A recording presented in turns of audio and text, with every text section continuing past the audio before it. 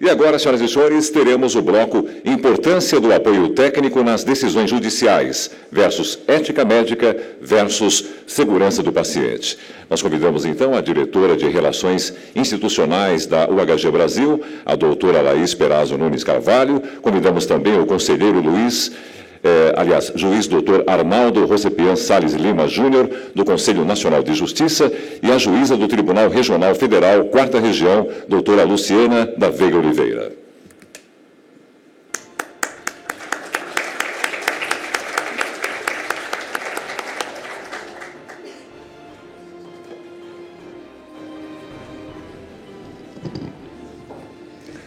Muito bem-vindas, né? Muito bem-vindo. Agora sim, com a palavra, a diretora de Relações Institucionais da UHG Brasil, doutora Laís Perazzo Nunes Carvalho. Muito bom dia. Muito bom dia, muito obrigada.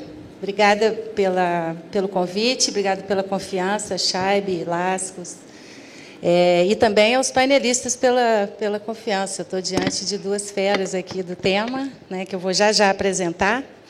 Obrigada, ministro, pela inspiração. Muito bom ouvir o senhor na sua importância e na sua relevância no cargo, compreender de uma forma tão clara, sabe, os desafios que a gente que está no dia a dia do setor. Tá? Além de aprender muitas coisas ouvindo a sua fala, eu também aprendi que eu não devo me apresentar como mineira, porque eu não quero ofender outras pessoas aqui na plateia.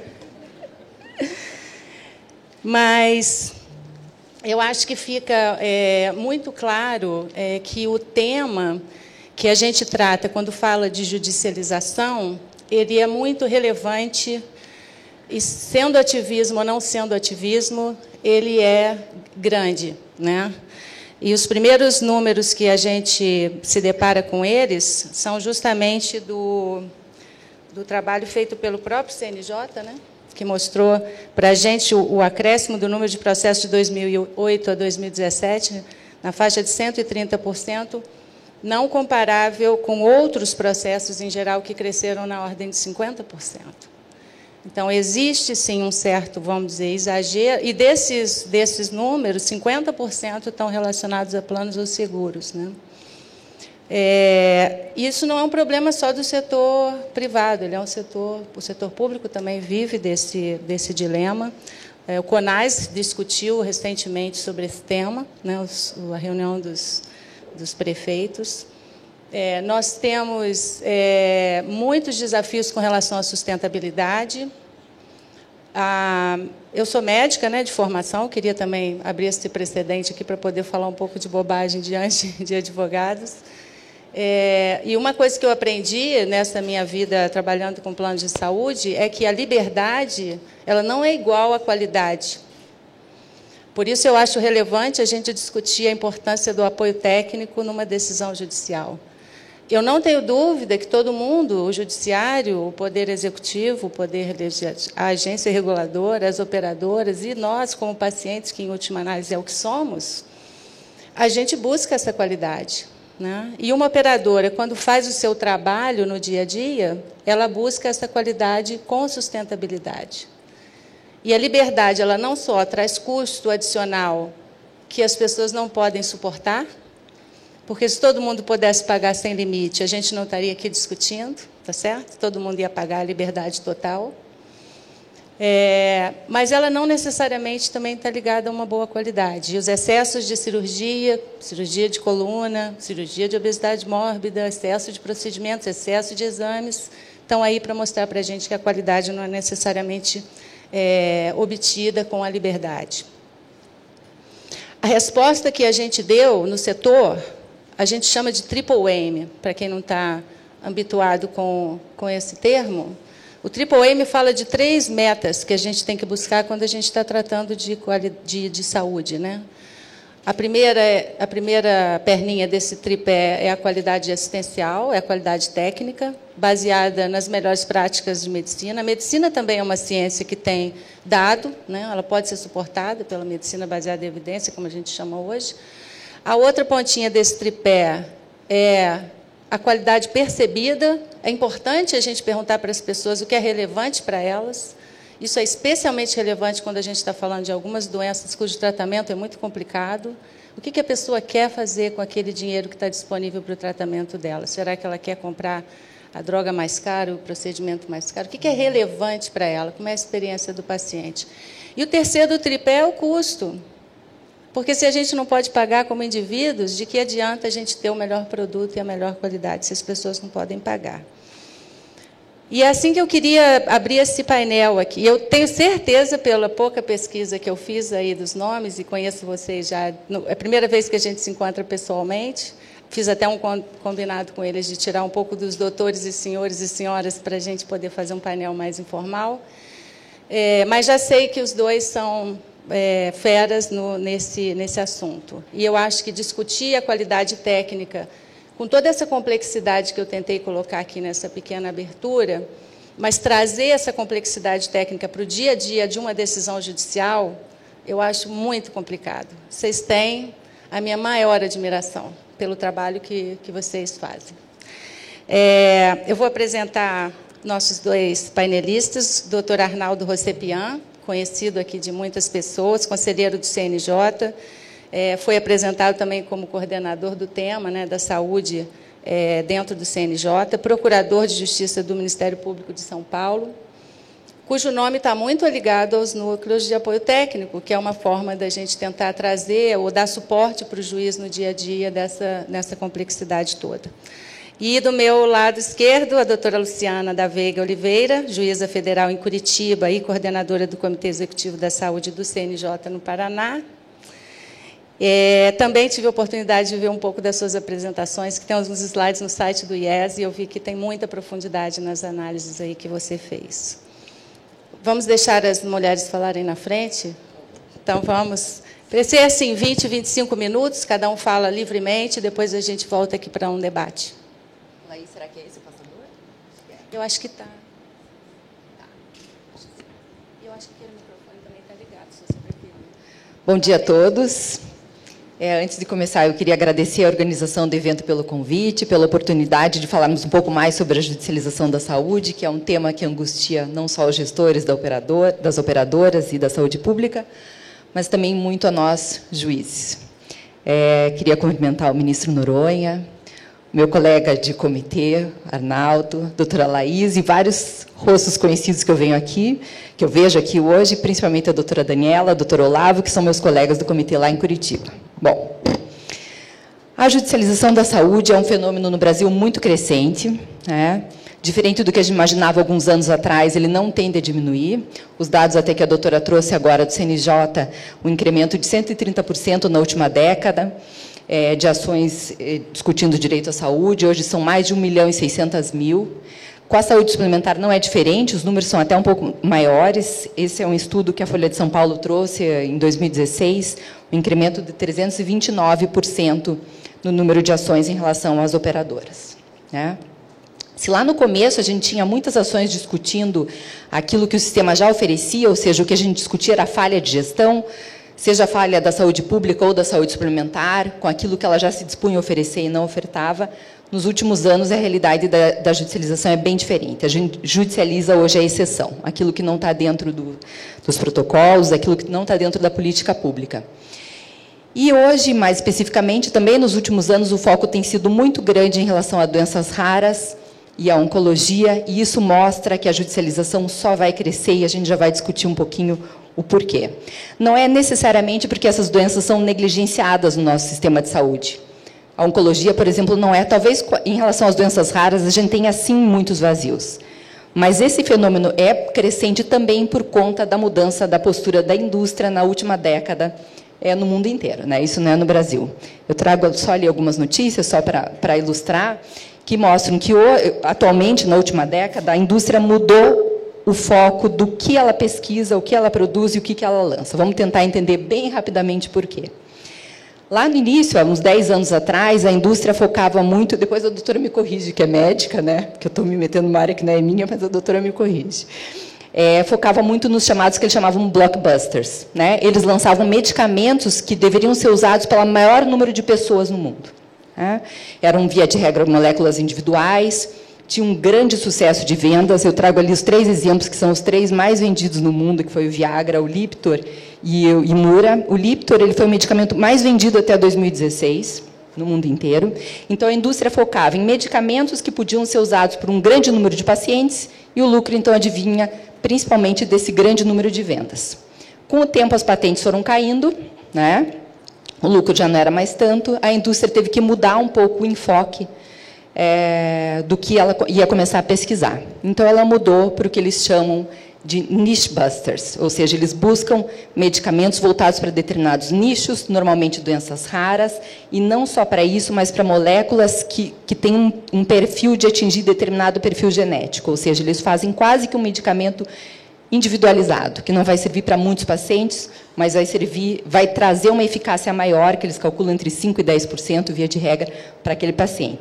Então, eles mudaram de um sistema que era um medicamento que eles chamavam de one size fits for all, ou seja, um tipo de medicamento que serve genericamente para todo mundo, para medicamentos muito mais individualizados, né? Moléculas biológicas, para doenças bem especiais. Eles fazem uma estratificação de pacientes com base em perfil genético, isso para incrementar a eficácia, focam na biologia individual do paciente, mas acabam atendendo uma população pequena, e, com isso, o custo acaba sendo muito maior, né?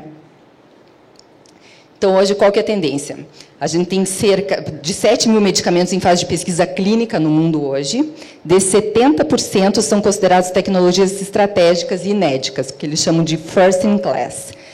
Maior investimento em câncer, como a gente viu, e doença degenerativa, novas moléculas representando cada vez tratamentos mais personalizados. E aqui um dado bem específico do medicamento que foi registrado no FDA, foi bem noticiado isso em 2017, que aprovou a primeira terapia genética no tratamento contra o câncer.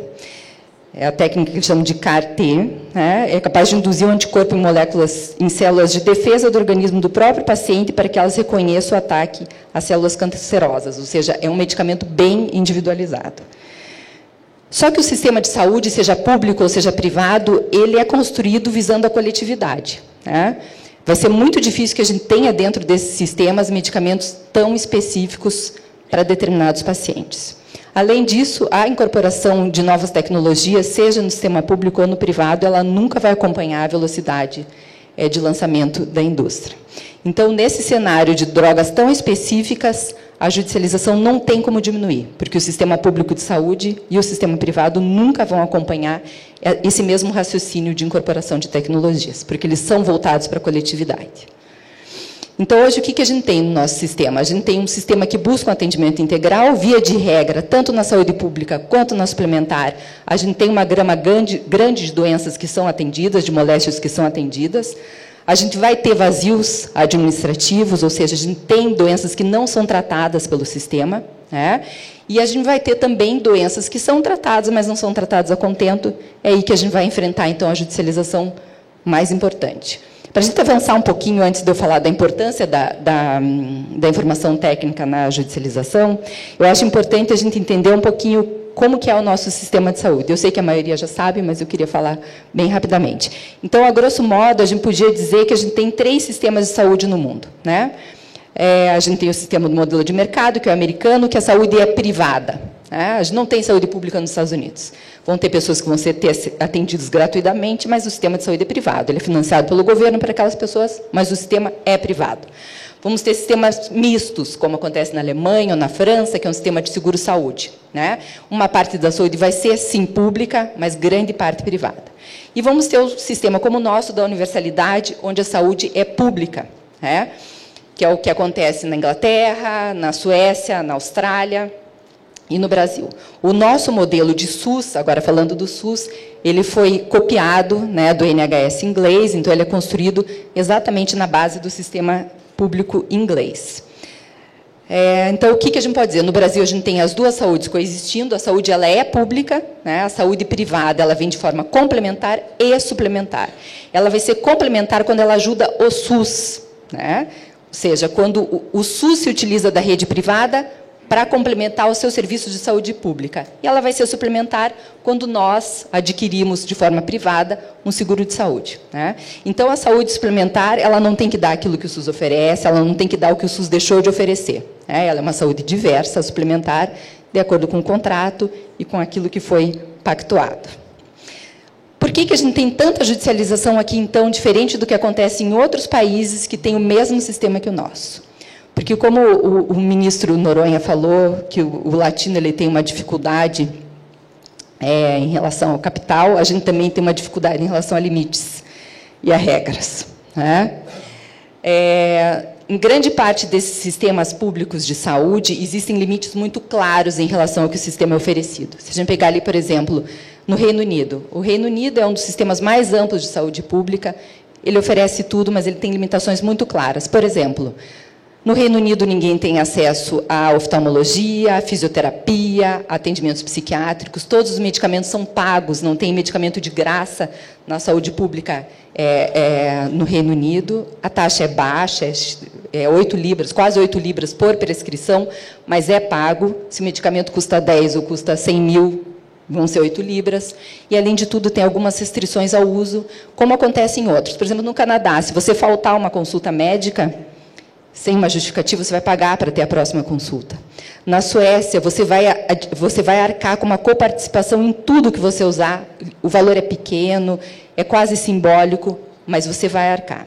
Então, em quase todos os países que optaram pela saúde pública de acesso universal, existem limites claros do que o sistema oferece, né?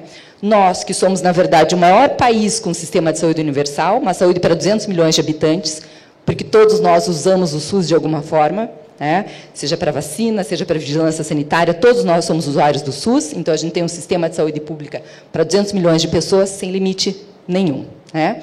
Com base nisso, simplesmente com base no que diz a Constituição, que a saúde é direito de todos, nós temos uma dificuldade de entender o que é a integralidade. Então, nesse momento, eu faço bem uma pergunta. A Constituição diz que temos direito à saúde. Será que nós temos direito à saúde? Você tem como nascer e dizer que você tem o direito de ser saudável? A gente tem direito à saúde? Não, a gente tem direito a um tratamento, né? Tratamentos têm limites, limites fáticos, limites financeiros, limites que muitas vezes a gente acaba ignorando. Então, quando o juiz se vê diante de uma decisão judicial na área de saúde, ele tem que entender que aquela decisão ela vai, por certo, sanar falhas, muitas vezes preencher alguns vazios administrativos, mas que ela tem, sim, impactos bem importantes. A judicialização ela pode desestruturar o sistema, ela pode gerar prejuízo em relação à coletividade, à igualdade, à logística, impactos econômicos, isso tanto na saúde pública quanto na suplementar. Além disso, as decisões judiciais na área de saúde muitas vezes são irreversíveis. Depois que você colocou uma prótese, que saiu uma decisão judicial para você implantar uma prótese de quadril, ninguém mais vai tirar essa prótese. Depois que você deu um tratamento de alto custo, ele também não tem como ser devolvido. E essa irreversibilidade, eu não estou falando só de questões financeiras, né, do gasto que uma operadora tem ou que o SUS tem, mas uma decisão também pode gerar danos.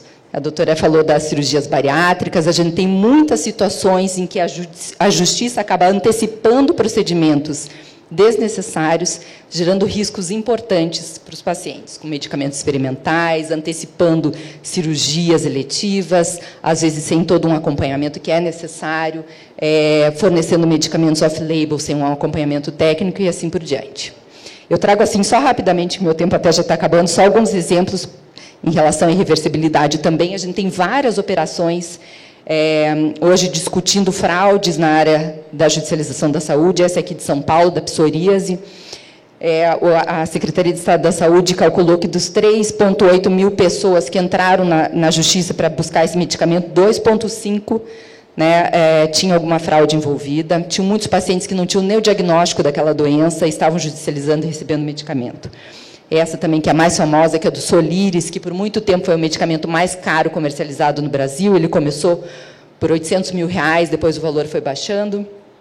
Também tem uma operação grande, onde há casos de pacientes sem o diagnóstico da doença, que acabaram recebendo uma decisão judicial. Então, o judiciário ele não pode ser ingênuo, ele não pode fechar os olhos para isso.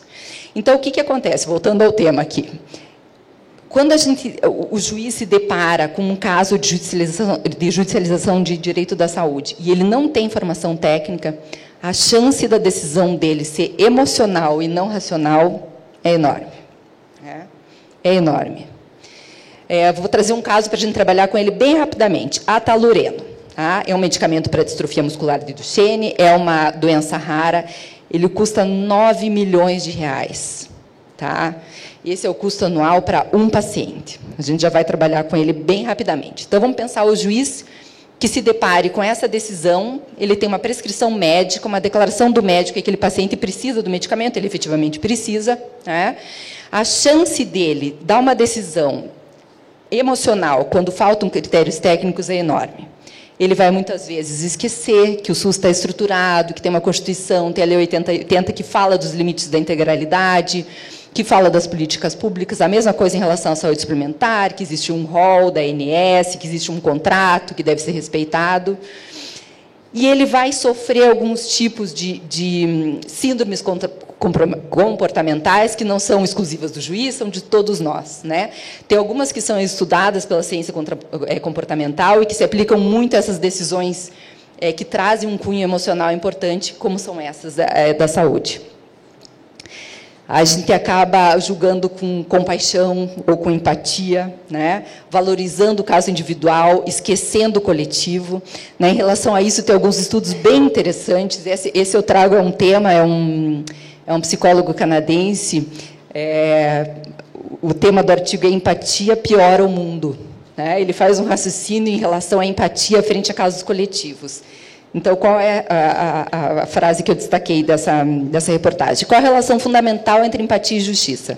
Quando consideramos que a justiça requer algum tipo de imparcialidade, ou seja, que a importância ou a beleza de uma pessoa não deveria ser levada em conta no modo como a tratamos, que a resposta empática a alguém que está na fila do transplante de órgãos não deveria nos levar a passá-lo na frente dos demais, torna-se claro que a empatia constitui, sim, um guia muito pobre para a moral. Trata-se, repito, de um princípio de natureza humana excessivamente tendencioso. Outras duas síndromes que eu vou tratar muito rapidamente. A síndrome da vítima identificável. Né? Isso é muito estudado na ciência comportamental. Nós temos uma tendência a valorizar situações individuais, aquelas que têm nome, rosto, cara, características, em detrimento das situações coletivas. Isso é muito claro em muitos exemplos de catástrofes mundiais. Né? Todo mundo via a questão dos refugiados sírios por muito tempo, aquilo era visto, as pessoas até tratavam, mas sem grande profundidade. No primeiro momento que apareceu uma criança morta no mar, todos lembram disso, né, na praia, aquilo tomou uma dimensão totalmente diferente. Isso aqui não é uma crítica, eu dizer que nós pensamos de uma forma pior ou não, é uma realidade, é como a nossa mente funciona. Né? A gente tem a tendência de valorizar o individual e desprezar o coletivo quando o individual nos é colocado à frente. Outra é a do quilômetro sentimental, ou seja, é uma outra síndrome que demonstra que tudo que está distante, nós temos mais dificuldade de valorizar. E isso se aplica, de alguma forma, sim, às decisões judiciais. Né? Então, o que acontece? Quando o juiz ele se depara com aquele caso do Atalureno que eu falei, ele vai pegar uma foto de uma criança que vai estar nos autos. Né? Nesse caso, vai ter um menino, ele vai ter nome, ele vai ter rosto, as fotos dele vão estar lá, ele vai estar numa situação muito difícil, vai estar descrito que a única situação, o único tratamento que ele tem é aquele. Né? Essa síndrome, ela se aplica não só a operações individuais, mas para coletivas também. Sempre que a gente tem uma identificação, a tendência é de valorizar aquela situação. O sentimento ele vai diminuir quando as vítimas são tratadas como números ou estatísticas. Né? Ela sempre vai ser maior para indivíduos isoladamente. Então, vamos pensar o seguinte, voltando a Atalureno. O juiz se depara com uma situação individual de um menino de 14 anos que tem aquela síndrome e que precisa desse tratamento. Ela é uma doença rara. Ela atinge 1 entre cada 3.000 ou 4.000 indivíduos do sexo masculino. Tá? Hipoteticamente, então, nós podíamos dizer que no ano 2017, 375 crianças nascidas no Brasil desenvolveriam aquela síndrome. Se nós fôssemos dar aquele medicamento para todos, o custo seria de mais de 3 bilhões de reais ano. Essa informação muda a decisão judicial? Vocês acham que trazer essa informação muda? Você acha que quando o juiz ele se depara com a situação de que não são 9 milhões, que já é um custo altíssimo, que ele vai ter que deferir, mas são 3 bilhões por ano, para o resto da vida? Muda? Pois é. Então, solução dos casos concretos, ignorando outras necessidades relevantes da população, compromete o atendimento das necessidades coletivas. O juiz não vê isso quando ele não tem informação técnica. Ele vai ver o caso individual, ele vai ver o caso daquele paciente que é sensível, que é importante, não é uma desvalorização do paciente. Mas o juiz, uma coisa que eu aprendi assim que eu entrei na magistratura com um colega, ele falou assim para mim, juiz tem que aprender a dizer não. É uma dificuldade enorme do judiciário, mas a gente tem que aprender a dizer não. E quando a gente está julgando questões que atingem toda a coletividade, esses dados eles são importantes. Então, essa é uma informação técnica que ela tem que vir para o judiciário. Um ponto que a gente tem que ter em mente é que é a coletividade que é credora do direito à saúde constitucional. O direito ele não é individual, necessariamente ele tem que ser visto como um direito que deve ser assegurado a toda a coletividade. Então, quando o juiz defere algo para o SUS, por exemplo, ele tem que entender que aquele medicamento, para que seja preservada a equidade, a igualdade, ele tem que ser deferido a todos os pacientes que se encontrem na mesma situação daquele caso individual. Então, a informação técnica ela é importante para que o juiz possa dar decisões estruturantes. Ele tem que desenvolver uma percepção do coletivo, criar condições para que aquele caso individual torne as decisões coletivas também mais eficazes, analisar o impacto da decisão e voltar àquilo que a gente falou de preservar a equidade e a igualdade. Além disso, não só em relação ao coletivo e ao sistema como um todo, ele tem que ver a real necessidade daquele tratamento, ele tem que analisar se existem alternativas existentes, tem que ver a necessidade e a adequação. Então, voltando ao mesmo caso do menino do medicamento de 9 milhões. Aquele paciente ele não deambula mais. Num primeiro momento, aquilo não tem relevância nenhuma para o juiz quando ele vê aquela informação, ele não sabe. Vai vir a informação, vão contar o caso do paciente. Se ele buscar uma informação técnica e souber que a bula, ou seja, o fabricante, quando ele registrou aquele medicamento, ele disse que ele não tem evidência clínica nenhuma para pacientes que já não deambulam. Isso mudaria a decisão judicial? Mudaria. Outra coisa, muitas vezes não há nos autos prova do exame diagnóstico genético.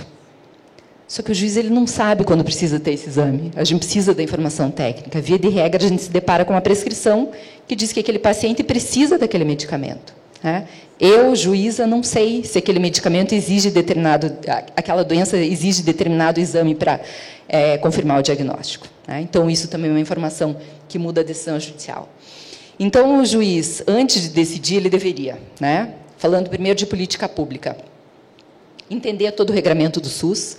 Para isso é importante que alguém traga a informação sobre a política pública nos autos, ou seja, ele tem que saber o que o sistema oferece, como oferece, quando oferece, quem que é o ente responsável, ele tem que saber que existe uma relação nacional de medicamentos, que existem protocolos clínicos, que existe um órgão que analisa a incorporação de novas tecnologias no SUS, que é a Conitec, que antes disso o medicamento tem que estar registrado na Anvisa, porque é o órgão que garante que aquele medicamento tem o mínimo de segurança para ser comercializado no país, e assim por diante.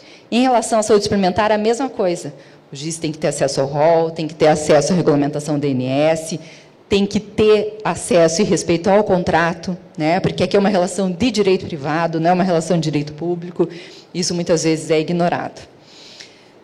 E, principalmente, quando ele vai fazer essa análise, então, se o medicamento é necessário e é adequado no caso concreto, ele não pode deixar de se valer da medicina baseada em evidência. Como a doutora bem falou, a medicina também é uma ciência. Eu acho que a única ferramenta que a gente tem hoje no judiciário para tentar enfrentar esses pedidos, principalmente de medicamento e de tratamento, é a medicina baseada em evidência. A gente não tem outro critério técnico para isso. Lembrando que ela não pode ser simplesmente uma segunda opinião médica, ou seja, não basta que o juiz simplesmente consulte outro médico para que dê outra opinião. Ele tem que fazer isso baseado em estudos relevantes e fundamentar, então, uma nota técnica ou um parecer. Para isso, hoje, a gente tem várias ferramentas. Primeiro, o ENATJUS, que eu acredito que o doutor Arnaldo vai tratar. Além disso, quase todos os estados hoje têm um NATJUS, ou seja, um núcleo de apoio técnico para trazer esse assessoramento para o juiz. Além disso, tem o banco, que acho que o doutor Arnaldo vai falar, então não vou falar sobre ele. Mas, ainda quando eles não forem suficientes, a gente tem outras ferramentas de pesquisa online, que não só o juiz, mas os operadores do direito que estão atuando naquele caso devem buscar. A gente tem o NICE, tem o BMJ, tem a Medline, tem o Cochrane, ou seja, a gente tem várias ferramentas hoje para buscar essa informação. Além da demonstração, então, da adequação da terapia ao caso concreto, a gente tem que trazer é importante que venha aos autos que o tratamento oferecido pela saúde, seja público ou privada não é eficaz também no caso concreto. Então, não adianta vir uma demonstração dizendo que aquele medicamento novo ele é eficaz para aquele caso, mas aquilo que o sistema oferece tem que ser demonstrado, então, como ineficaz. Essa é a decisão do STJ, em sede de repetitivo, os juízes têm que respeitar isso, ou seja, não basta que o tratamento seja bom, aquele que é oferecido pelo sistema tem que ser ineficaz, no caso concreto, para que o juiz possa deferir um tratamento diverso.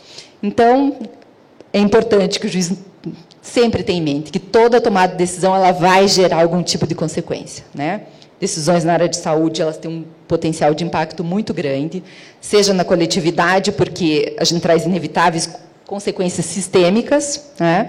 Seja na individualidade, porque tem consequências na vida pessoal daquele que vai demandar, e demanda risco.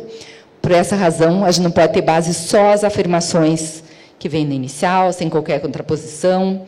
Elas têm que vir embasadas em informações técnicas, confiáveis, para que a gente possa ter uma decisão mais adequada no caso concreto. É isso, gente. Obrigada.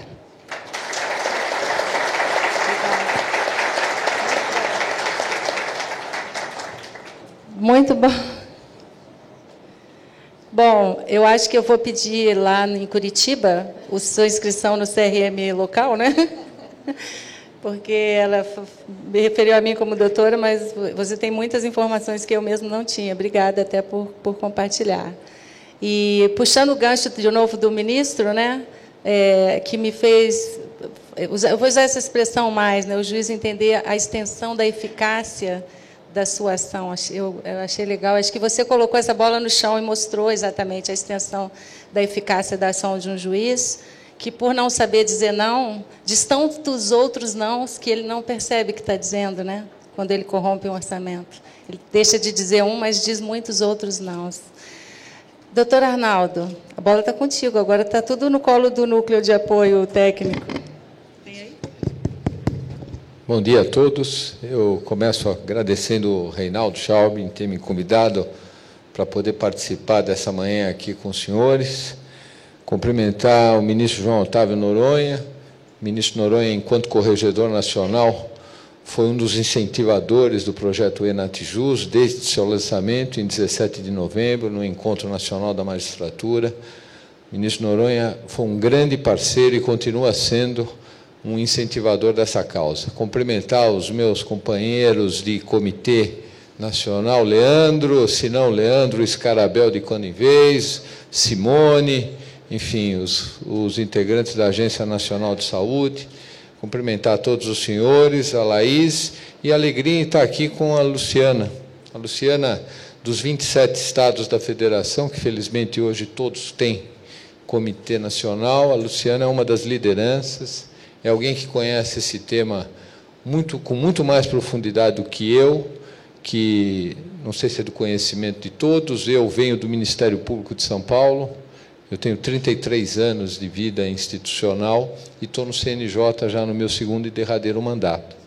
E passei a me debruçar sobre as questões da saúde em fevereiro de 2016, na administração do então presidente ministro Ricardo Lewandowski, que me convidou para supervisionar esse fórum, que chegou até aqui com muita garra de toda a magistratura nacional envolvida nessa equação. Porque, antes de falar exatamente do que nós estamos construindo, eu queria dizer aos senhores que isto que nós estamos fazendo se destina a aproximadamente 18 mil magistrados. Então, eu já participei de vários encontros, de vários fóruns de debates, mas eu quero deixar muito claro aqui aos senhores, não sei se falo na maioria para médicos ou gestores, este projeto funcionará se a magistratura nacional se convencer que ele vale a pena. Se ela não se convencer, nós continuaremos fazendo o ano que vem uma outra reunião, discutindo os mesmos aspectos. Por quê? Porque no exercício sacrossanto da jurisdição, o magistrado é independente.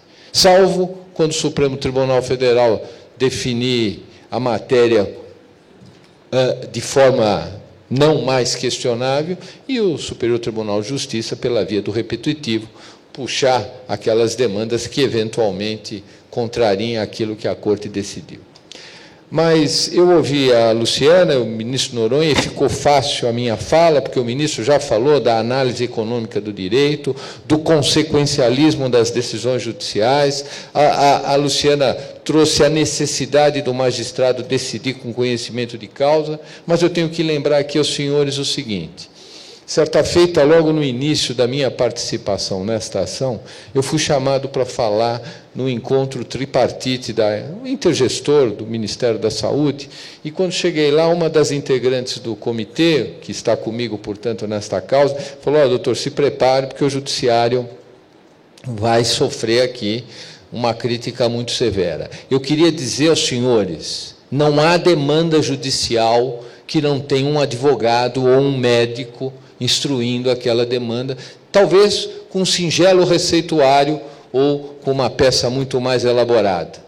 Então, vamos aqui cada um assumir a parte que lhe cabe no latifúndio. Ou é o Ministério Público demandando, ou é a Defensoria Pública demandando, ou é a advocacia privada demandando, e talvez, ao menos com uma receita médica. Então, espera lá. O magistrado, aquele que está ali na comarca de Miracatu, no governo aqui no meu estado, o estado de São Paulo, desamparado de qualquer informação técnica, com um site do Ministério da Saúde bastante confuso, em que ele tem lá competência cumulativa, esperar que esse magistrado vá em busca de conhecimento técnico-científico, com rapidez, quando aquela inicial alega que o risco de morte é iminente, me perdoe, é ignorar a realidade do judiciário, e a magistratura nacional trabalha muito, não trabalha pouco. Eu fico à vontade para dizer, porque eu venho do Ministério Público, eu não venho da magistratura. Estou hoje num cargo de investidura temporária e que logo, logo findará, mas eu tenho esta consciência e hoje vi por dentro o Poder Judiciário. O juiz trabalha muito, muito. E o que esse projeto deseja? Um projeto que começa fruto dos encaminhamentos que o ministro Gilmar Mendes fez enquanto presidente do Conselho Nacional de Justiça, quando cria o Comitê Fórum da Saúde. Por quê? Porque faz um diagnóstico no sentido de que a judicialização aumentava em velocidade supersônica. E o que Sua Excelência propõe naquela ocasião? Começa a pensar que as cortes precisariam ter um corpo técnico para dar algum suporte para os magistrados, que talvez fosse o caso de nós termos varas especializadas na área da fazenda pública, porque a questão que envolve o orçamento era mais premente, enfim, dá algum tipo de conforto ao juiz de direito. Bom, o projeto se desenvolve, e o projeto se desenvolve com algumas iniciativas, algumas discussões de teses, mas de concreto, para poder confortar o magistrado, e a ideia vinha sendo construída, mas ainda não havia sido posta em prática. Quando o ministro Lewandowski me convida para assumir a supervisão, a primeira pergunta que eu fiz ao ministro era se eu podia trazer para dentro do comitê todos os personagens envolvidos na questão da saúde. E eu me refiro ao gestor, eu me refiro às agências reguladoras, eu me refiro à magistratura, eu me refiro ao Ministério Público, eu me refiro à Defensoria Pública. E Sua Excelência concordou com essa minha solicitação e nós montamos um comitê. Um comitê que daqui a pouco estou partindo, tenho certeza que a sua concepção, que hoje está sendo exercitada, poderá ter igual, melhor não terá, e eu parto em outubro, e eu espero que o comitê continue. Lá nós temos médicos renomados, nós temos todas as agências reguladoras, nós temos lá magistrados da magistratura federal e da magistratura estadual, pessoas que vivenciam a questão ou vivenciaram a questão da judicialização da saúde muito mais do que eu. Defensor público que trabalha na ponta a esta hora, 15 para as 11 da manhã, ele está lá atendendo os interessados em demandar contra o Estado ou demandar contra um determinado plano de saúde. E o Ministério Público, na pessoa de um promotor tarimbado, muito experimentado, e aí eu puxei a sardinha para o meu lado, o Estado de São Paulo, e trouxe um representante do meu Ministério Público. Pois muito bem, o que nós construímos e estamos tentando fazer com que seja verdadeiramente uma realidade nacional? Eu vou avançar bastante aqui a minha apresentação, porque muito já foi dito aqui pela Luciana. Quando este comitê foi inaugurado, com esta composição, nós chegamos à conclusão que era necessário arrumar uma forma de dar ao juiz de direito conhecimento técnico.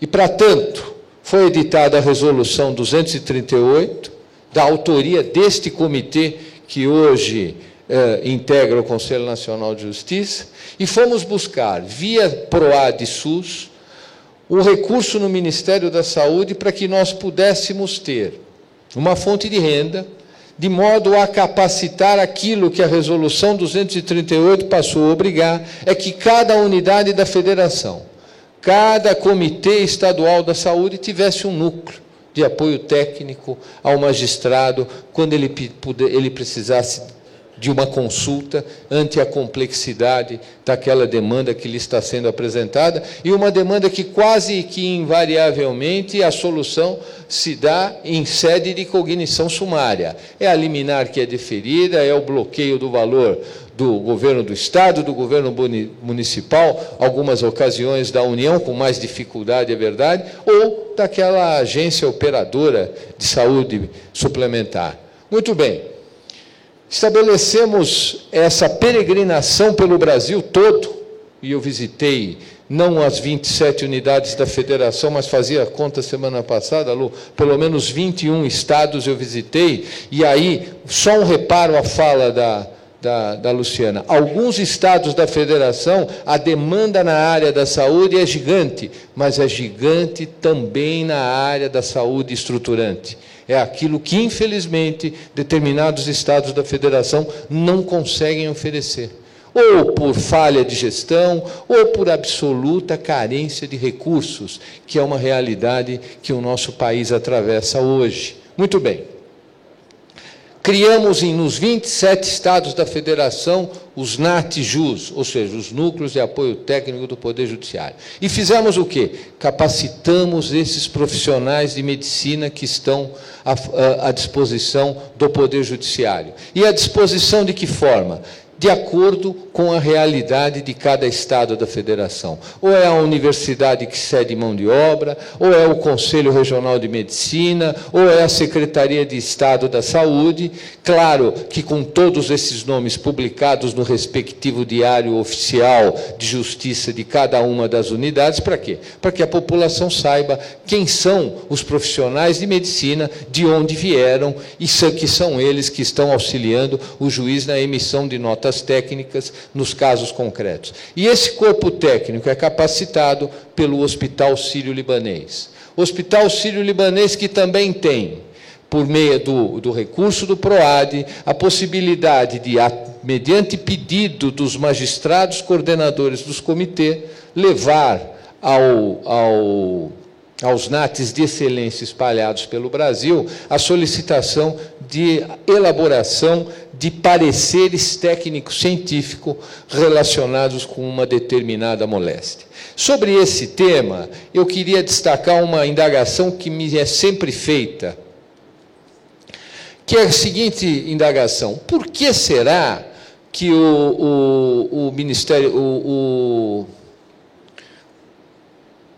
o CNJ elabora parecer técnico-científico, solicita a elaboração de parecer técnico-científico por parte da academia, e pareceres técnico-científicos que já são 43 depositados na nossa base de dados? Por que ele solicita? Já que a Conitec muitas e muitas vezes faz esse trabalho. Porque a Conitec, que está regrada por esse regulamento que eu trago aos senhores, e que pode ser instada por qualquer um, na hora em que ela entende por bem que determinado medicamento interessa ao poder público, ela leva em conta também o aspecto econômico-financeiro.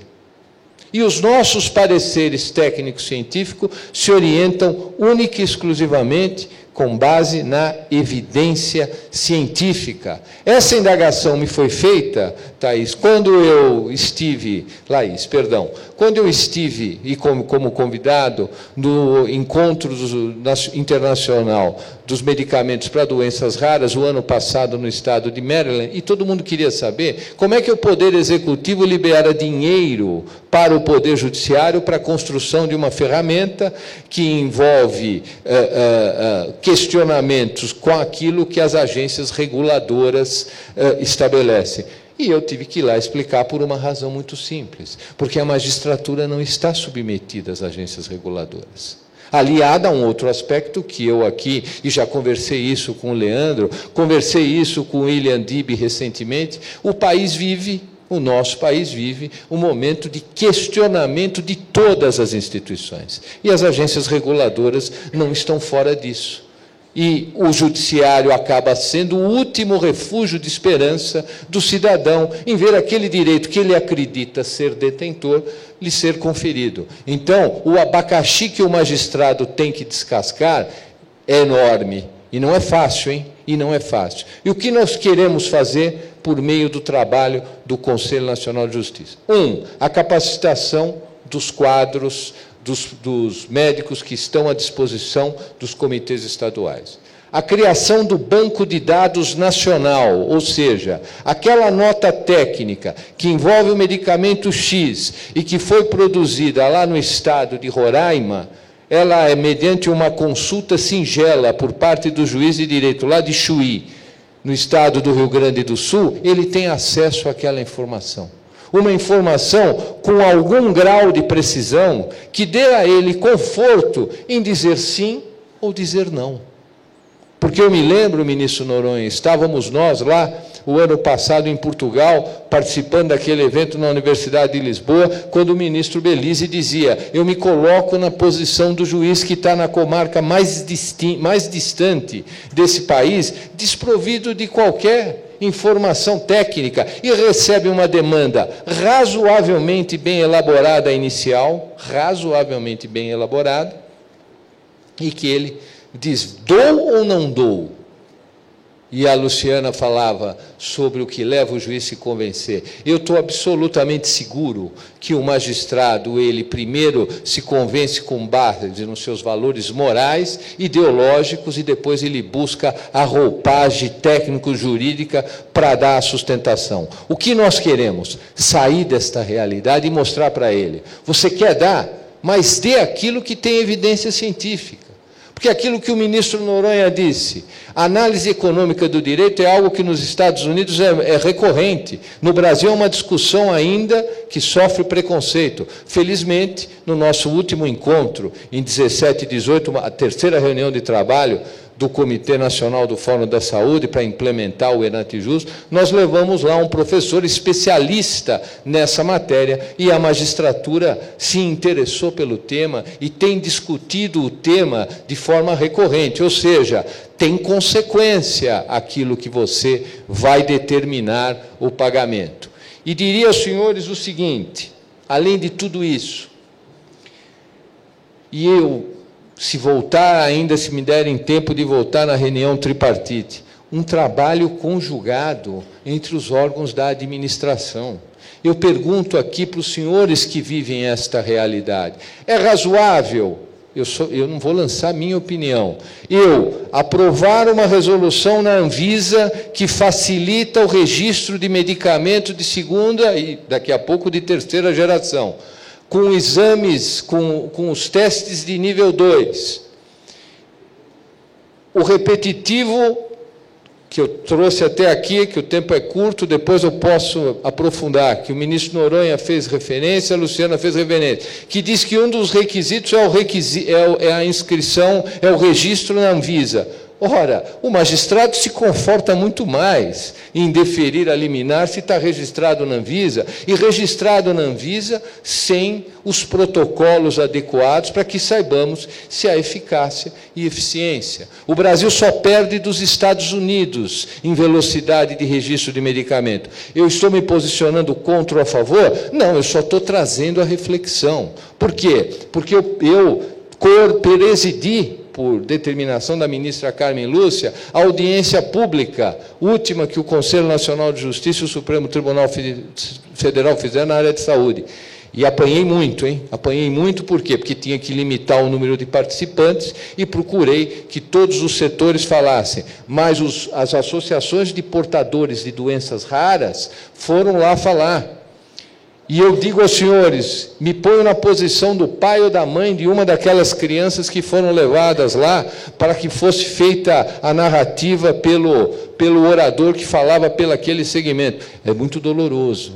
Então, para que o magistrado diga não, ele tem que ter conhecimento técnico, científico. Ele tem que saber que aquilo que está sendo dito como a melhor coisa do mundo, e a indústria farmacêutica está no seu papel, está no seu papel, ela quer vender o produto que ela afirma que é a solução de todos os males, cabe a nós, poder público, estabelecer as balizas, os mecanismos efetivos de controle e fazer com que o sistema verdadeiramente seja sustentável. Agora, vejo dificuldades em o sistema se transformar em algo sustentável com essas inconsistências que eu acabo de noticiar aos senhores. E pior, se aquele PLC que tramita no Senado da República, PLS, que tramita no Senado da República, for aprovado, o Brasil será o país que todos os medicamentos lançados terá o primeiro registro. Imagine qual é o sistema público e qual é o sistema suplementar que suportará isso. Então, é mais um dado à reflexão. E depois a culpa é do Poder Judiciário. Meus amigos, o magistrado há de decidir. Vida, a saúde já não é mais um direito social, embora esculpido lá no artigo 6º. Já está claro que ele é um direito fundamental. Consequentemente, ele vai se sobrepor a qualquer outro interesse se o magistrado não estiver suficientemente equipado. Outra peregrinação nossa, os tribunais de justiça dos estados e os tribunais regionais federais deverão ter, e eu tenho conversado isso com o ministro Toffoli, sensibilizar as presidências, levar, quando da proposta orçamentária, uma rubrica para que ele tenha um núcleo de apoio técnico ao Poder Judiciário na área de saúde próprio, para que nós não tenhamos mais a necessidade de buscar os arranjos em cada unidade da federação. E não é à toa que as deficiências espalhadas por algumas unidades da federação levaram o ministro Toffoli a firmar mais uma parceria com o Ministério da Saúde e que nós trouxemos o Hospital Albert Einstein para dentro desta equação, criando, portanto, o NatJus Nacional. Nas emergências, nas urgências, o NatJus Nacional será provocado para a emissão de notas técnicas 7 dias por semana, 24 horas funcionando. Então, dizer aos senhores que nós não amaldiçoamos a escuridão, nós estamos acendendo uma vela. Agora, não sou um mercador de ilusões. O projeto funcionará se a magistratura nacional se convencer. Tenho notícias alvissareiras. O Ministério Público veio se integrar a este projeto, a procuradora Raquel Dodge assinou um termo de cooperação com o ministro Toffoli na condição de presidente do CNJ, a Defensoria da União assinou um termo de cooperação, também se integrando ao sistema NatJus, e a Defensoria dos Estados também se integrou. Então, eu diria o seguinte, pode ter alguma outra coisa? Seguramente, poderá ter, mas estou convencido, e repito, daqui a pouco indo embora, em outubro, termina o meu mandato do CNJ, mas algo que eu estou convencido que é um projeto de Estado, não é um projeto de governo. É um projeto que passou pelo ministro Ricardo Lewandowski, pela ministra Carmen Lúcia, que o inaugurou, e pelo ministro Dias Toffoli, que agora está dando um incentivo gigantesco, mudando toda a plataforma de TI, que essa foi a nossa grande dificuldade, conseguir fazer os depósitos das notas técnicas para consulta nacional. Isso era um gargalo, esse gargalo está sendo solucionado, já está solucionado, tanto que nós já estamos com experiências pilotos em 3 unidades da federação, e dizer aos senhores que eu continuo entusiasmado e na certeza que, além deste mecanismo, a conversação entre todos os personagens, por isso o incentivo que cada comitê estadual seja a semelhança do Comitê Nacional, o encontro de todos os personagens do sistema de saúde e do sistema de justiça. Por hora eu agradeço, muito obrigado.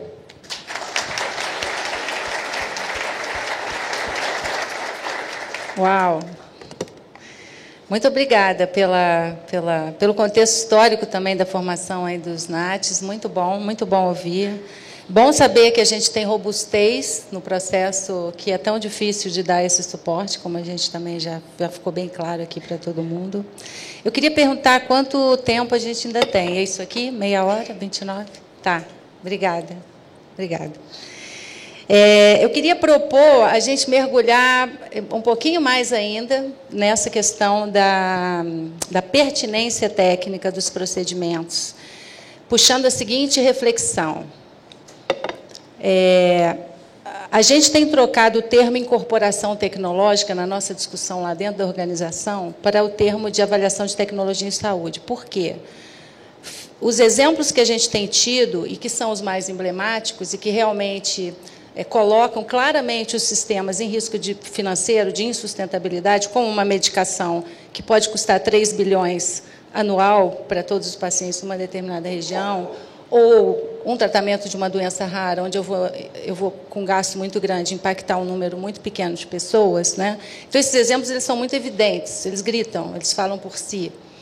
E talvez fosse fácil convencer aquele juiz dando aquele dado. Né? Você foi muito didática na forma que a abordou, então foi muito bom ouvir daquela forma. Mas, quando a gente olha hoje o que está incorporado, as estatísticas vão variar entre fraude e desperdício, e eu não vou falar de fraude, porque eu acho que fraude não está se discutindo aqui. Fraude é um caso de polícia, tá certo? Eu estou praticando uma medicina ruim, fraudulenta, eu tenho que ser preso, tanto indústria quanto médico, não é esse assunto. Mas vamos falar do desperdício. 30%, 20%, as estatísticas variam, a gente vai na literatura internacional, mas não é pequeno. O desperdício tem impacto significativo na sustentabilidade do setor. Não sei se mais, não fiz essa conta, ou menos do que as grandes drogas e os grandes procedimentos, mas ele tem impacto significativo, porque ele corrói na miudeza. Eu vou dar um exemplo que eu sempre gosto de falar. Para a gente fazer diagnóstico, tem médico aqui, para eu não mentir sozinha? Para a gente fazer diagnóstico de sinusite e tratamento, a maioria das sinusites são virais, a gente não precisa de exame complementar. Estou certa? Certa. Isso é medicina baseada em evidência. Todo mundo que vai no pronto-socorro com dor de cabeça, estado gripal, suspeita de sinusite, vamos botar a tomografia? Ou raio-x, hemograma e PCR, ou, num pronto-socorro mais elaborado, vamos fazer uma tomografia, um exame desnecessário, que tem risco para o paciente e agrega custo para o sistema. Que, vamos combinar, também não custa tão caro quanto um medicamento desses. Mas são várias tomografias para muitos casos parecidos com esse. Então, essa mergulho que eu queria chamar vocês agora, sei lá, mais um pouco desse comentário. E aí eu queria puxar um pouco do gancho do que o ministro falou também, que o médico não examina mais o paciente. A gente saiu um pouco daquela medicina de antigamente, que, tudo bem, hoje a gente tem mais exames complementares, e por que não usá-los se a gente tem à nossa disposição e estão bem suportados? Mas a gente também precisa voltar a ter um médico que examine mais e dê mais importância para a coordenação do cuidado, ajudar esse paciente da forma que for melhor para ele, e não simplesmente sair daquela consulta cheio de exames, né? E nessa linha de vamos dividir responsabilidades, eu queria ser muito precisa numa pergunta também, pedir essa complementação. A agência tem sido muito boa, e a gente está com a diretoria praticamente toda aqui, ela tem sido muito boa em puxar esse raciocínio de que a gente precisa rever o modelo da assistência, em que a gente precisa trazer a discussão da coordenação do cuidado. E a gente tem vários fóruns, exemplos, incentivos aí. E a minha pergunta nessa reflexão de vocês também é: como órgão regulador, qual é o papel dele nesse desafio todo e como ele pode ajudar, bem especificamente. Quem começa? Posso começar. Em relação ao desperdício, ao excesso, vamos dizer, de exames ou de tratamento, vou contar só uma historinha bem básica. Minha filha teve um osteocondroma na perna. E eu levei ela num médico que é do nosso comitê, né, um ortopedista que está no nosso comitê em Curitiba. E ele falou, vamos fazer um raio-x, fez um raio-x, olhou, daí ele falou, não, Luciana, é um osteocondroma, a gente tem que operar. Eu falei assim, vamos fazer uma ressonância? Né? Ele, não. Eu falei assim, mas eu queria. E daí ele falava assim, Luciana, não precisa da ressonância, ela é totalmente desnecessária. Eu falava, mas o senhor não vai ver melhor? E ele dizia assim, não. Só que o paciente tem uma dificuldade, muitas vezes, de aceitar essa falta de... O paciente, se ele vai no médico, se ele sai sem uma receita, o médico não é bom, não é verdade isso? Você vai, você quer um tratamento, você quer. Então, eu acho que o primeiro ponto é esse. A gente tem uma dificuldade antes disso, uma questão cultural, né? A gente costuma achar que, necessariamente, a tecnologia mais nova vai ser a melhor para qualquer tipo de diagnóstico ou de tratamento, e nem sempre vai, né? Muitas vezes o diagnóstico é totalmente clínico, né? Não tem mais nada que possa ser feito, que às vezes também é uma dificuldade até. Então, acho que o primeiro ponto é esse. O segundo, eu acho que a gente tem que avançar naquilo que vocês falam na área médica, do tal do overdiagnosis, né? A gente acaba puxando resultados, muitas vezes, prejudiciais. Eu li um tempo atrás um estudo sobre a mamografia na Inglaterra, quando eles acabaram aumentando, né, o momento em que ela deve ser feita, porque eles chegaram à conclusão, efetivamente, que ela gerava muitos falsos negativos, né, falsos positivos, gerando extrações desnecessárias, né, e isso foi visto depois de muito tempo. Eu acho que a gente ainda está um pouco para trás nisso, né, a gente ainda tem aquela visão de que todos os tratamentos sempre vão ser necessários. A gente vai... Eu vi uma vez uma médica, ela falou numa palestra assim, que imagem devia ser que nem iPhone. Quando lança um novo, você usa só o novo e dá o velho para alguém. Então, você não precisa pegar e fazer ultrassom, tomografia, ressonância, todos para buscar o mesmo diagnóstico, né? Então, acho que a gente tem uma dificuldade em relação a isso, e a gente vê isso na judicialização, talvez não tanto contra o SUS, mas operadoras de plano de saúde, de PET scan, por exemplo, para tudo, ou, enfim, de alguns, principalmente, acho que procedimentos de imagem, que me parece, eu não sou da área médica, mas me parece que reflete um certo exagero, e com isso gera aquele desperdício que você falou, que talvez não seja num montante tão grande individualmente, mas que gera um gasto desnecessário e prejudicial para o paciente, às vezes, né, em muitas situações. E ele poderia gerar receita para pagar, talvez, uma outra doença que a gente tem carência de recursos, né? O Nath, como é que ele pensa essa? Trazendo para dentro do Poder Judiciário o seu exemplo. Olha, se eu tenho uma prescrição médica que diz que ele tem que fazer a tomografia mais moderna à disposição, o magistrado, para que ele possa fazer o contraponto, ele tem que ter alguém que diga, olha, isto aqui não é necessário, é um custo extraordinário, que o que tem dentro do sistema, a tecnologia à disposição, é mais do que suficiente. Então, no que diz respeito ao Poder Judiciário, eu só vejo essa solução. Agora, voltamos aqui. Tem um médico nessa história, né?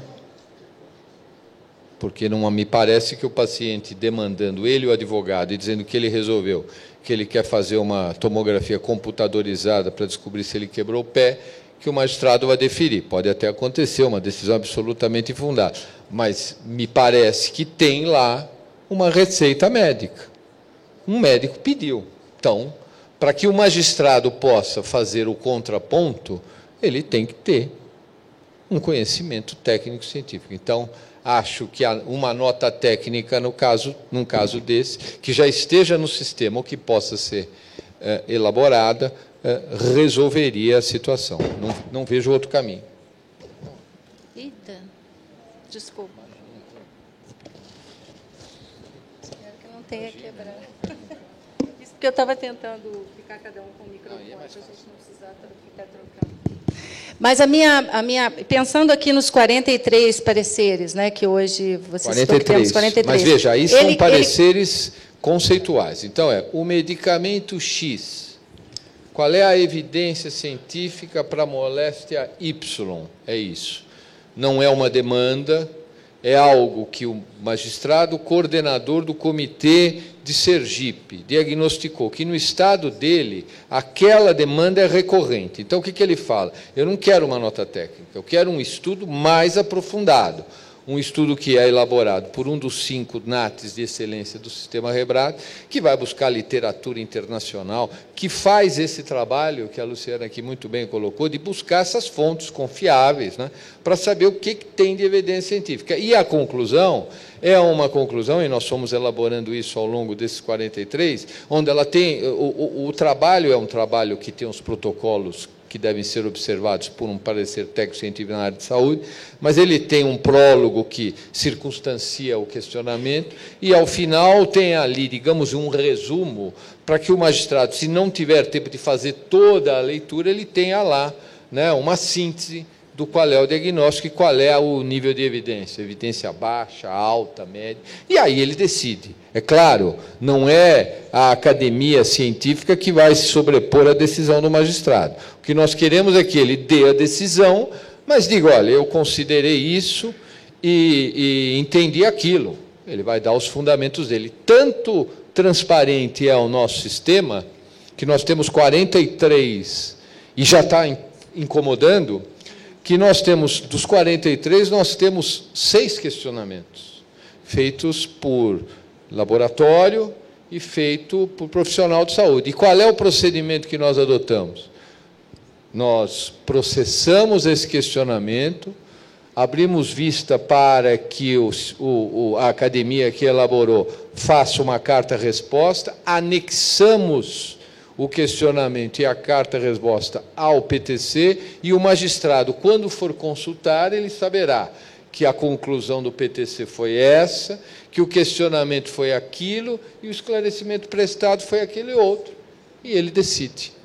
E fica disponível, está aberto, inclusive, a consulta pública. Né? Mas ela é gerada mediante solicitação, porque quem paga é o erário, pelo magistrado, agora pelo Ministério Público, agora pela Defensoria Pública, via Conselho Nacional de Justiça.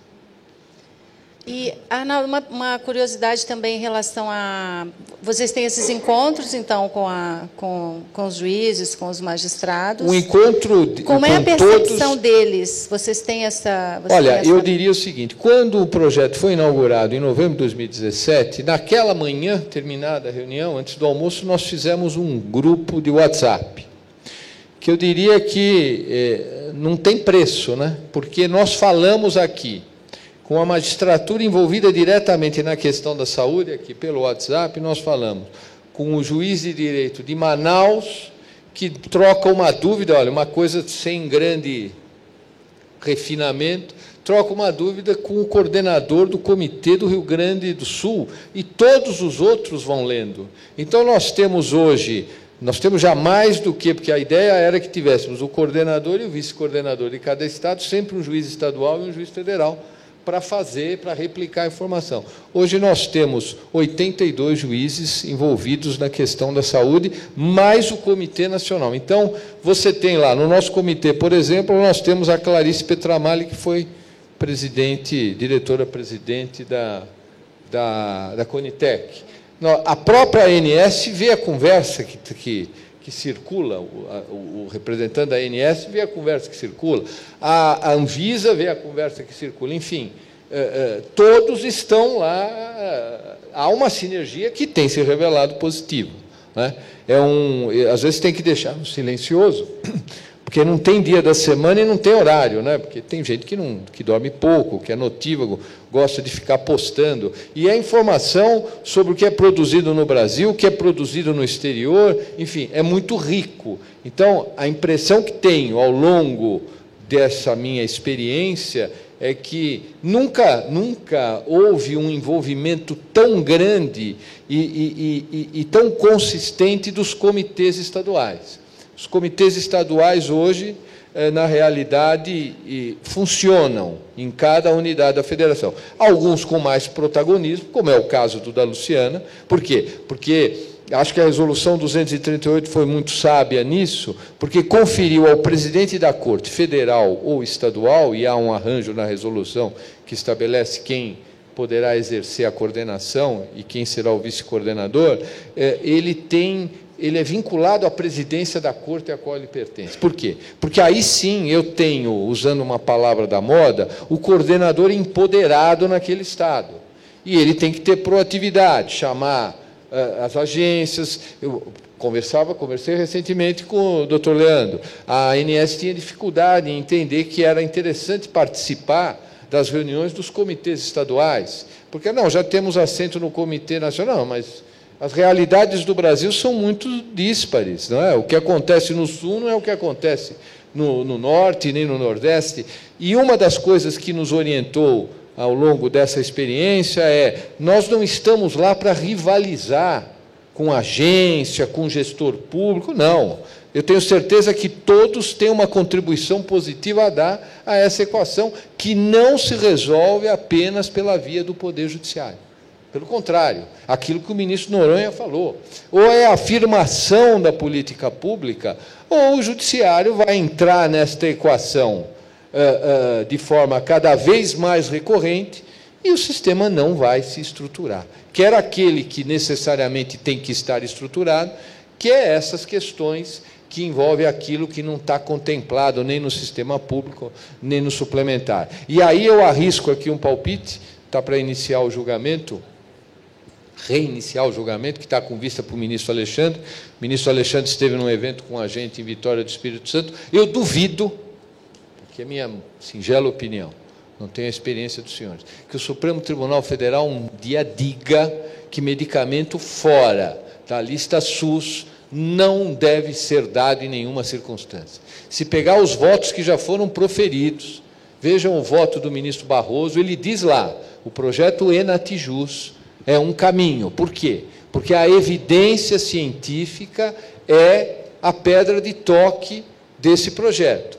Ou prestigiamos, e eu já ouvi de vários colegas seus que evidência científica coisa nenhuma, porque a autoridade médica é voltar à época da sangria e das ventosas, como diz lá o meu colega de maratona, o Drauzio Varela, né, médico, colega dos médicos que aqui estão. É você regredir. Agora, ele é o médico, e se ele elabora um laudo, uma receita, dizendo que, no entender dele, deve ser assim.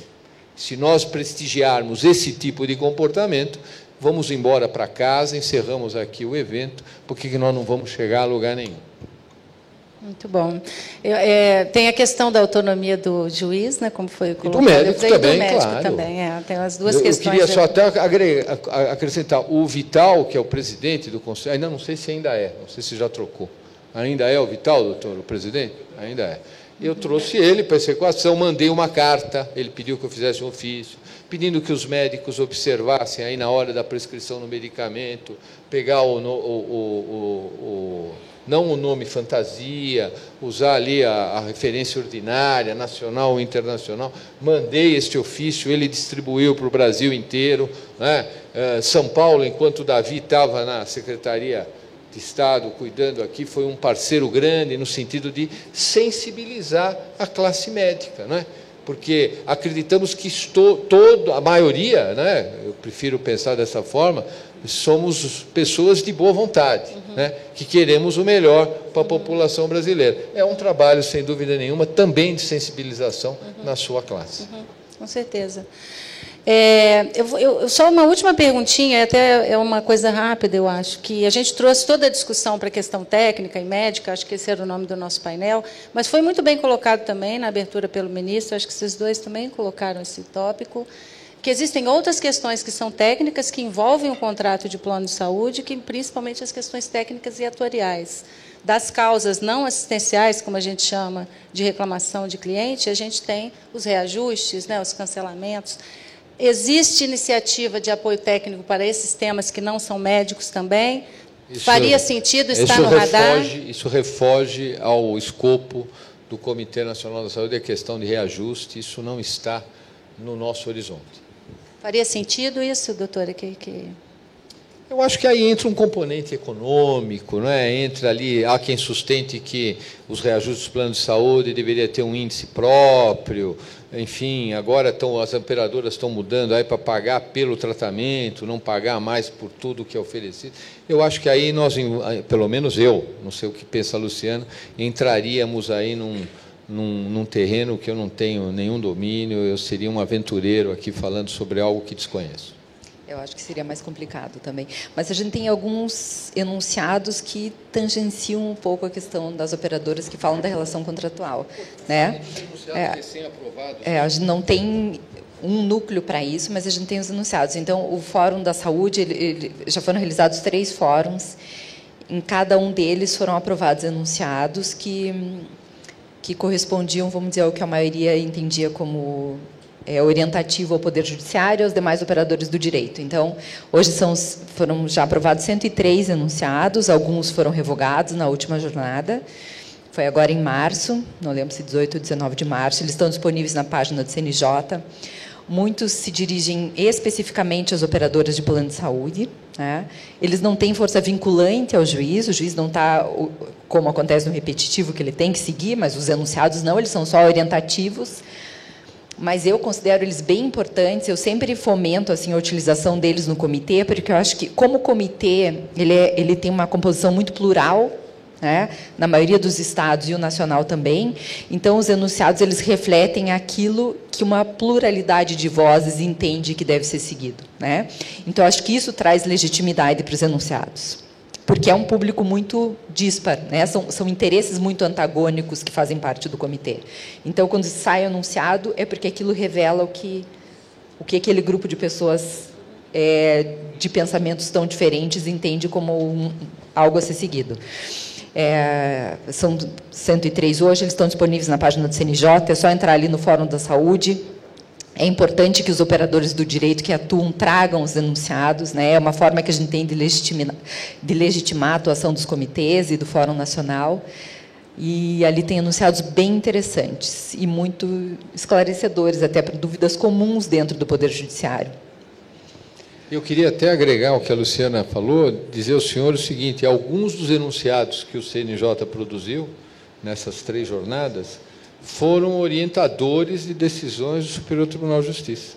Tanto que, no nosso último encontro, na votação dos enunciados, na 3ª jornada, nós tínhamos lá o ministro Sanseverino, o ministro Vilas Boas Cueva, o ministro Paulo Moura Ribeiro, que são incentivadores, né, como o ministro Noronha foi enquanto corregedor, e como o ministro Humberto, seguindo aí os passos que o ministro Noronha lá deixou, também é um incentivador do projeto Enatijus. Vamos baixar agora, aí está quase pronto ali um provimento para orientar a magistratura nacional. Nós vamos ter um servidor de cada vara logado no sistema para poder facilitar o trabalho do juiz de direito. Tudo que nós queremos é que o juiz tenha conforto na hora de decidir. Muito bom. Bom, eu acho que tivemos uma bela discussão. Eu ia oferecer aqui 3 minutos para cada um fazer seus comentários finais. Pode ser, para a gente ir encerrando o painel? Vamos lá, Luciano, primeiro? Pode ser? Vamos seguir a ordem da... Eu vou fazer um comentário até que foge um pouquinho, mas agora puxando um pouco a linha para os comitês. Eu vejo aqui vários rostos que eu conheço, que são de pessoas que participam dos comitês, não necessariamente do meu, mas de outros estados.